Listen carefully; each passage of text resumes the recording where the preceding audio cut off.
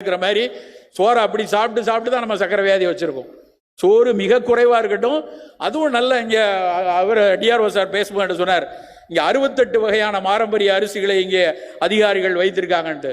இனிமேல் உங்கள் வீட்டு சாப்பாடு பாரம்பரிய அரிசியா இருக்கட்டும்.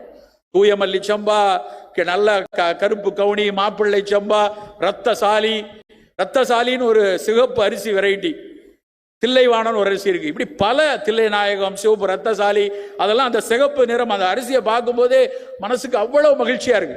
ஒரு காபூல் மாதுளையில் இருக்கக்கூடிய சிவப்பு நிறம் மாதிரி ரத்தசாலியினுடைய அந்த சிகப்பு நிற அரிசியை பார்த்தீங்கன்னா அதுல புட்டு செஞ்சு சாப்பிட்டா அத்தனையும் லைகோபீன்ங்கிறது நமக்கு அந்த ஆண்களுக்கு இருக்கக்கூடிய அந்த ப்ராஸ்டேட் கிளாண்ட்ல வரக்கூடிய வீக்கம், ப்ராஸ்டேட் என்லார்ஜ்மெண்ட் புற்றுநோயாக வராமல் தடுப்பதற்கு அந்த ரத்தசாலியினுடைய சிகப்பு அரிசி உதவியா இருக்கும், தில்லை நாயகம் உதவியா இருக்கும்.